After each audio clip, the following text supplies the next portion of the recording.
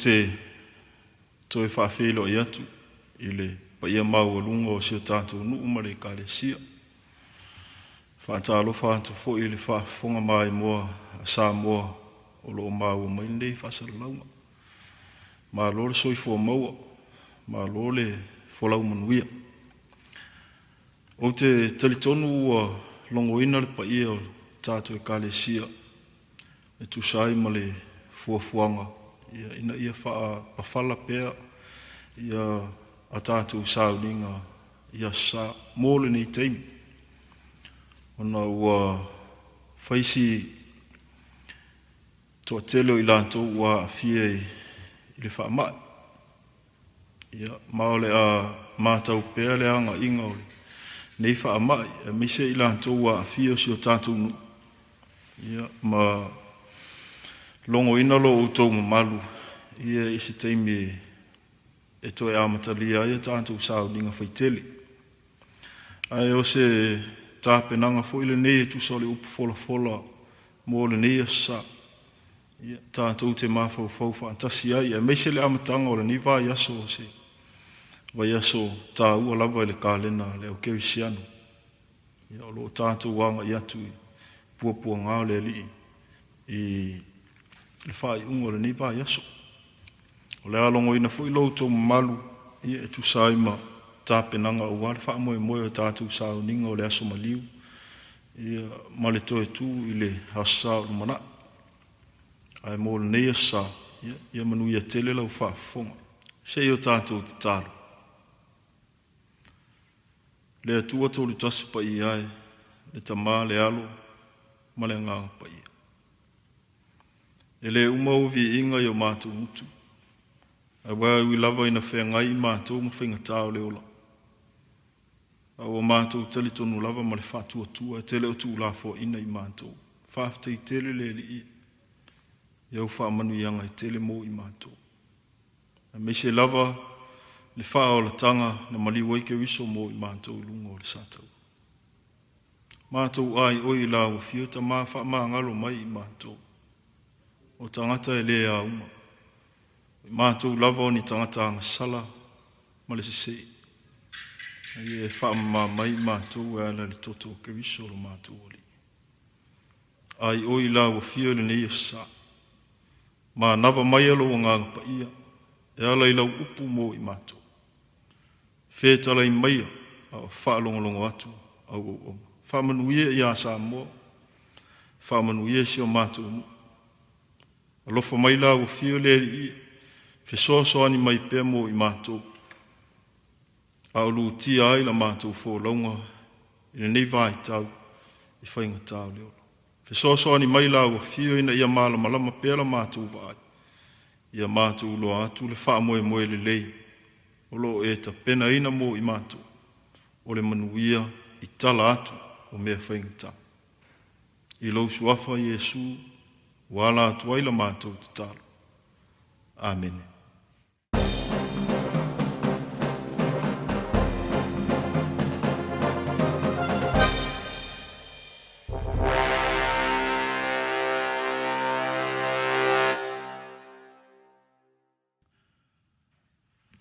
O le launga i le suafa mamalu o le tua le tamā, le alu, ma le ngā pa ia. Amen. O le tusi whaitau o le nei o sa i le tusi whaitau aso, maua lea le evangelia Luka o mta upo e luas futasi, alona fwai upo e luas fuluiva. E whaangata mai i le mata upo e luas fulu ma le lua, alona fwai upo e ono. Aua filifilia e whaima matua, le mata upo e luas futasi, alona foi upe tolu sifulu ma le tolu. E mawaya tu lava le langi a toa ma le lalo langi. Pe i tai o a upu e le mawaya tu lava ia. La utua mafau faunga le nei aso e le tu sifaita waso le kale sia. E o mai lava le upu. E o mai lava le upu. His word will come to pass. O lo ua tātou iai nei le vai aso e sili o na tāua i wha moe moe o le au kerisiano. O le vai aso pa i. O le vai aso o pua ngā o Iesu. E a mata atu i le aso sāle nei o laupama. Mai langona pē i le nei aso le vala au o le motu o tangata. Na lātou ala langa ai a o tie le li le asi. Ia manuia le tupu o loo maliu mai i le suafa o le li. O le manuia i le langi, o le vi inga foi i mea o pitolu. Alo tātou wa ai atu foi i le whaai unga o le nevai aso. Na toe ala langa i foi le motu o tangata e whapea. I nā whaasa tauro ia. I nā whaasa tauro ia i ate. A ata lafo ia nā o le mawhitanga le atua, ma le tangata. O le atua wha maoni, ma le tangata whe maumo wai. I le amatanga o le mta upu luas furulua. O le vaenga wha iu leo o le whaitaunga o le nei aso. Ua a matai o na tatafa mai ata o pua ngā o Iesu. Ua sa ili le au osi taulang sili matusi upu. I se ala e fasi o tia ai o ia. Ai si ia ele lima o le isi lava o le auso. Na te wha lata lo nali. O le tangata sa militino whaatasi ma Iesu. Sa feo ai ma mafuta i se mafutanga va la lata. O ia lea ua ofo mai. E a mata mea i ona puapuanga. E ofo ina ua lulutiti ngā o Iesu. Ai so sola le isi toa tele o le auso. Ua fefefe. Whaafiti mai ma le isi so. Whai mai. O te le iloa le nā tangata. O le atua wha maoni ma le tangata wha lata. O le atua wha maoni ma le tangata wha fiti. A le itau mate pe pōngi sā le ali i le winga o ni mea. A wā atoe whaitau, atoe fo i le whaitau, i tua i le mata upu sifurubana. A o tā pena le malanga le nei a ngai i Jerusalem. Na whetalai o ia i ona so. Whaauta. O le a o wae i tātou i Jerusalema. E tau nuu ai o mea uma ua tūsia e le au peo feta i le atali i o le tangata. A wae tu ina atu o ia i nuu ese. E whaatau e muina. E whaale angaina. E wheanu foi i lātou i ātei. Lātou te sasa foi ma whasioti i ātei. A o le aso tolu e toe tū mai ai o ia. E le ialu pongi sā Iesu. Nā alu ma le mauti noa i le ala o na puaponga. Le anga o mea ua uma o na fola e le atu. E o mai lava le upu. A wale atua e wha maoni i ana folfola. O le wha i unga o le mtau ku lusfutasi. Ma o le vaenga mua leo o le whaitaunga tō ngia o le nei asu. O i nei o a o onga tau mā vaia Iesu. Ina ua tō ai tau nuu i Jerusalem. O loo valo ia ai le pa o Jerusalema. Ma le whaatafuna ina o le marumaru. Mai fōlinga o loo whaata oto mai i nei e Iesu. Se ata whaatusa o na puapuanga. Ma puapuanga e o ilea ai. E whapeo na anga atu o Iesu i ona ti ngā malona maliu. O whapea na fōi mea o onga o whaatalitali mai mo Jerusalem. E whaisi matau tia o mea ua valo ia i nei e Iesu. E matua soli pala i Jerusalema e nu ese. E le ese tasi e whaasao ina. E o lava i whawhine totō mai e whailele. e wha umatia mea uma e o lava i le malu malu pa ia o le li. Wha ata ape ina fo i le toa tele inu tua oi. Ma mea ne e tali tonu le toa tele o la usu e su e le tuspai. Na tau nuu i le ti a fitu sfu. Ina ua soli pala i Jerusalema e le malo Roma. Ma wha ata funa ina ai le malu malu o le li. E pe ona fola fola i Yesu, i ona soo i le mata upu sfulu valu. Lona toe tu manu malo. E wha pēnā fo i le wha moe moe mo Jerusalema. E le wha vau le mālai o Jerusalema. Whetalai Yesu i le wha upu e luas fulu wha. E oti i lantou i le mata o le pēda. E tā whea foi inu uma.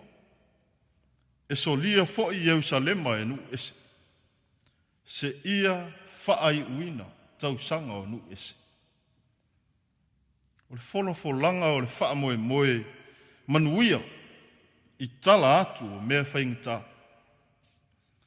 E whaai uina e le wha vavau le pule sa ua anu ese ia Jerusalema. Le kale si ae le li. O wholofolanga nei le whaola. E tō manga iai le tangata whaatua.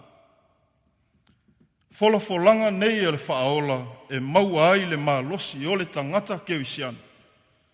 Pe ao o mai mea whaingata o le ola. E le whaavavau se malosi o mea o le lalolanga. E manu malo pe a lava kewiso. Ao wha malu malu mai le ao pōngi sā. O pua ngā ma le maliu o lo tātou o lii le neiva yaso. O lo sili fo i ona pupula mā losi mai i ona talatu. Ave mā lo losi o le malama o le tae au fou o le manu malo. O mea na fola ina. Ma ua taunu ufo. Au wae wha mā oni lava lo tātou atua i ana fola. O wha mai fo i ma whainga tāu o so ona sā wā ina ai li tangata. I le nei vaita. E le tū mau so lātou mālosi. E wha pei ona maui atu le mālosi o Roma na soli palaina i Jerusalema. E wha pei nā fo i ona tātou vāva ai atu ma le wha atua. E wha malulu ina i le silisili ese o le atua ma lana pule au. So o se mālosi wha le lorolanga. Mālo le ona sa. Mālo le loto te tele. Mālo le wha atua. I ola pēa i o tātou wha moe i nei i tu aso whaingata. Le wholofolanga wha maoni a Yesu. Na ia wheta lai ai i le mata upu lava le nei e luas futasi. O lo au tau ono sa. Tau te maua ai. Lo au tau ola. O ia fo ina wheta lai. Aua le atu vale o au tau loto. Ia wha atua i le atua. Ia wha atua mai foi ia te a. E ma vai atu lava le langi a toa ma le lalolangi. Pe i tai o au upu e le ma vai atu lava i. Usoe, ia u mau lo wha atua. O mea ua fola ina e lo tātou ali. E o mai lava le upu. Ai ia tāpena ina i tātou uma whale nganga. Mō le neiva yaso o pua ngā o ke wiso. Ia tātou mānatu ia ma le loto wha mau lalo. Ai oi i le atua ina ia wha maanga loina. Au wā i tātou lava, ua wha alata ina lo tātou oli. O i tātou lava, ua tātou wha afitia lo tātou oli. Ai e tātou wa i atu ma le oli i lona mānu mālo. A wā le mānu mālo fo i lea ua fola ina mo i tātou. Pe a whai tātou te talia o ia e le salamo. Ma le whātua wha mauna. Ia i lea tua pēle vi inga. Nei se ia o i le whaavavau. Amen.